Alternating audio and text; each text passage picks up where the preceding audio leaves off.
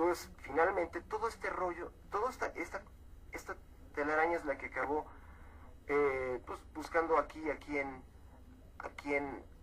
adoptar como un líder que pudiera encabezar el movimiento y darle armas, darle entrenamiento y que él derrocara a Díaz. Pensaron que este era Madero.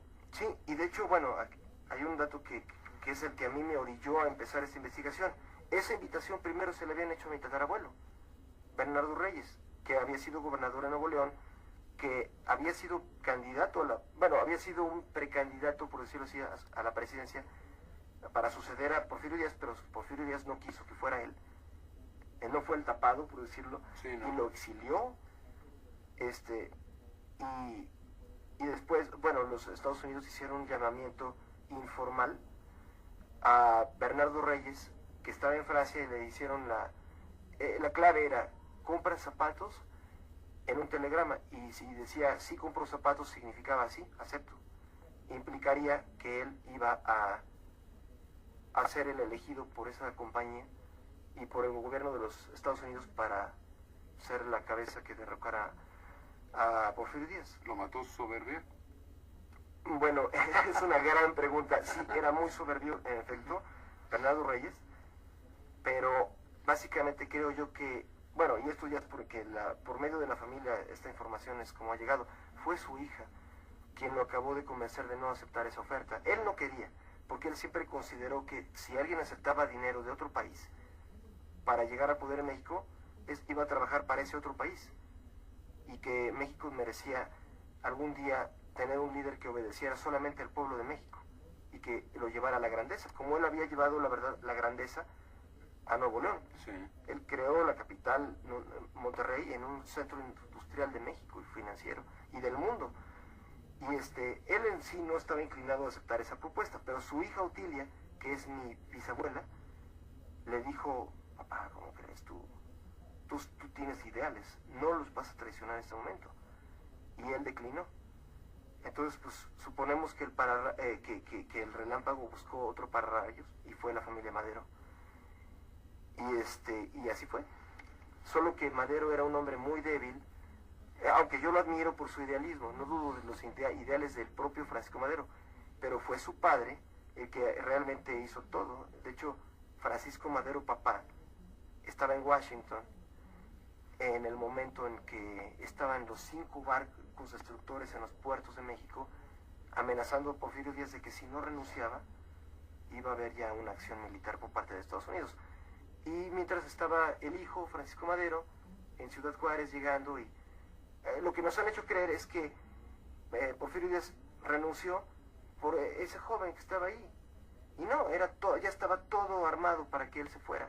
Era ya una instrucción, váyase ya. Y bueno, pues así fue. Bueno, digo, me voy a salir un poquito de esto. ¿Cómo es posible que esto que tú nos platicas con tal contundencia y conocimiento no haya hecho mella en la mentalidad de los gobiernos sucesivos de México para darse cuenta de cuál es la actitud que ha mantenido siempre Estados Unidos en relación a México? Bueno, pues es que ese es el punto importante, efectivamente. Hay un punto que yo creo que es que finalmente, como México fue sumido en esta revolución, y de esa revolución surgió un partido llamado Partido Revolucionario Institucional, para ellos implicaría un suicidio propagandístico, decir que el líder de la revolución, que fue Madero, lo hizo porque recibió dinero de Estados Unidos. O sea, entonces creo que ahí fue donde empezó a crearse el mito de que Madero era un héroe, y que él, de hecho, acabó en los billetes, y hoy lo vemos como el gran apóstol de la democracia, pero en realidad, pues, alguien que recibió dinero del exterior. Un empleado. Un empleado. Pues creo yo que eso es parte de lo que el PRI trató de mantener debajo de la mesa. Y hay otra cosa más, pues desgraciadamente en los años posteriores, toda la revolución fue por gente pagada por uno de los dos imperios. Por ejemplo, después de Madero, pues los ingleses se vengaron. Y esos, justamente el libro secreto de 1910, son esos 13 días en que Madero, como no le funcionó ni a los americanos, y los ingleses desde luego estaban enfadados porque los americanos les habían hecho una mala jugada, ellos dijeron: no, ahora vamos nosotros. Y de hecho hicieron un complot increíble que culminó con el asesinato asesinato de los dos hermanos, de Francisco y de Gustavo. Y todo eso operado por la Gran Bretaña. Y de una forma por demás cruel, sobre todo la de Gustavo. Sí, fue algo inmundo. Inmundo, le arrancaron, ella era tuerto y le arrancaron el único ojo, y además un sacrificio que parece casi como de la Biblia. Así le escupieron. Y al propio Francisco pues lo tuvieron engañado y a la mera hora todo este acto de traición fue tan increíble por parte de la Gran Bretaña que el propio embajador de los Estados Unidos, Henry Lane Wilson, que fue el que orquestó todo este debacle de los Madero y empezó a comprar a todos los que los rodeaban para que se les voltearan, pero finalmente él, Henry Lane Wilson, embajador de los Estados Unidos, demostró que había estado trabajando para la corona británica. Fue una jugada increíble de los británicos, o sea, usaron a propios americanos para dar ese golpe increíble, que lo que hizo fue que quedara aquí Victoriano Huerta, y Victoriano Huerta lo que hizo fue otra vez darle todos los privilegios a la Compañía del Águila británica, y el señor Lord Cowdray, que hoy es famoso porque además el hospital ABC se llama así por él. Entonces es uno de los legados buenos, por decirlo así, de él. Pero en fin, él se pero caro. Carísimo. De verdad que sí. Pero además de todo, pues este hombre, Lord Cowdray, se agasajó porque él acabó celebrando su gran victoria de darle este golpe a los Estados Unidos, festejándolo con el embajador Henry Lane Wilson en la embajada, porque fue el mismísimo día en que mataron a Madero, era el 22 de febrero, que es el último día de esta novela, Secreto 1910. Entonces, el 22 de febrero, digamos que en la noche, fue el momento en que, a las 10 de la noche, si no recuerdo en este momento, 10 o 10 y media de la noche fue cuando fue asesinado Madero, cuando lo estaban transfiriendo de la celda en que lo tenían en el Palacio Nacional a la penitenciaría, donde supuestamente ya lo iban a recluir. Mientras se daba este asesinato, estaba ocurriendo una fiesta, una gala en la Embajada de los Estados Unidos, porque era el 22 de febrero, día que es el aniversario de George Washington.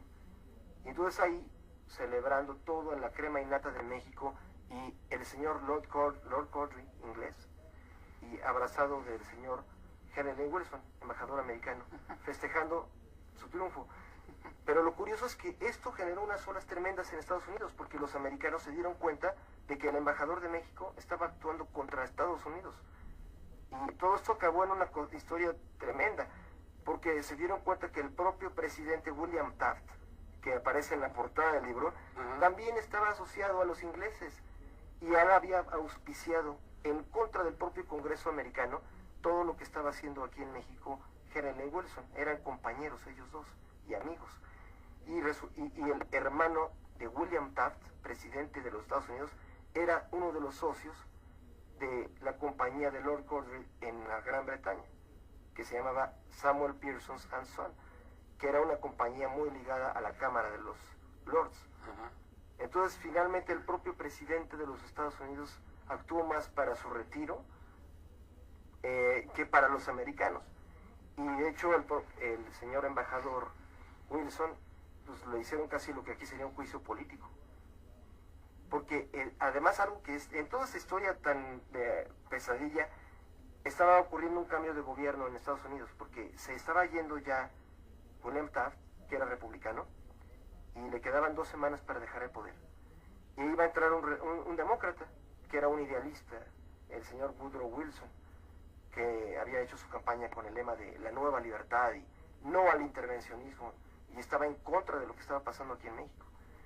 Y era como Obama, por decirlo así, y lo llamaban soñador y todo, y era demócrata. O sea, había muchos parecidos con lo que ahora pasa, mientras que Taft era como un Bush. Y entonces, cuando ya entró al poder, el 4 de marzo, o sea, esto ocurrió el 22 de febrero, y el 4 de marzo ya era la toma de posesión de los demócratas. Y cuando llegaron, lo primero que dijeron era que iban a ir sobre William Taft, expresidente, y sobre el embajador de México. Y hasta le mandaron un espía al embajador de México. Todo esto sale en Secreto 1910. Hombre, desde luego, además, es un libro apasionante. Yo les quiero decir, independientemente de que ahorita regresamos, Este libro, apúrese por su primera edición que fue de 14,000, ya está a punto de agotarse. Bueno,